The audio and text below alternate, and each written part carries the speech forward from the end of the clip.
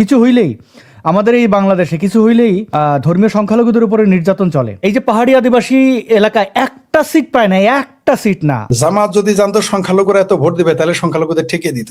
এই বাংলাদেশে যদি বেইমানি কেউ না করে থাকে সেটা হচ্ছে হিন্দু ধর্মের লোক, বৌদ্ধ ধর্মের লোক, পাহাড়ি আদিবাসী। জামাত ইসলামও তাদের অপমান করেছে, কিন্তু এদের বেহায়া, লজ্জা নাই। লজ্জা নাই বলে জামাতের পক্ষে মুসলমানেরা থাকে। তাকে বিএনপি আওয়ামী লীগ মিলে, সংখ্যালঘু মিলে তাকে ফজলুর রহমানকে পাশ করিয়েছে। ফজলুর রহমানকে ভোট দেবেন না কেন? তিনি তার বক্তব্যে বলেছেন আমি হিন্দু না, আমি মুসলমান না, আমি মানুষ। যেই নেতা এটা বলতে পারবে, নেতা মানে কি সে সবার।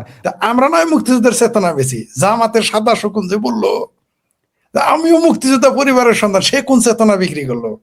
মানে এখনো মুক্তিযোদ্ধাকে তারা জানে বাংলাদেশে মুক্তিযুদ্ধ একটা ফ্যাক্টর। চিকেন নেক খেয়ে ফেলবেন যারা বলেছেন, এই খেসারত আমাদের দিতে হবে। ভারত কিন্তু হাতি, সে কিন্তু ভোলে না। হাতি কখনো ভোলে না, সে কিন্তু এটা মনে রাখবে। এক প্রণব মুখার্জিকে অপমান করার জন্য বিএনপিকে 17 বছর ক্ষমতার বাইরে থাকতে হয়েছে। আপনি সংবিধানে হাত দিয়েছেন, এই সাহস আলী রিয়াজকে কে দিল? তাও একটা বিদেশি নাগরিক, তাকে আপনি নিয়ে আসছেন সংবিধান। এই জন্য নির্বাচন কমিশনার 2 নাম্বার, 1 নাম্বার হচ্ছে ডক্টর ইউনূস, তার ফাঁসি হবে। এই যারা এই তথাকথিত অপদেষ্টা পরিষদে ছিল সবগুলোর বিরুদ্ধে একটা মামলায় যথেষ্ট।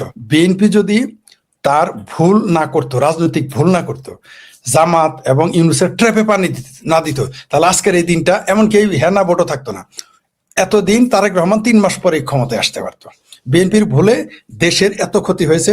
আওয়ামী লীগ বিএনপির বিরুদ্ধে এত বিরোধ হয়েছে। আওয়ামী লীগের বহু মানুষ নির্যাতিত, নিপীড়িত হয়েছে। খোদ বিএনপির লোক বিএনপির হাতে খুন হয়েছে।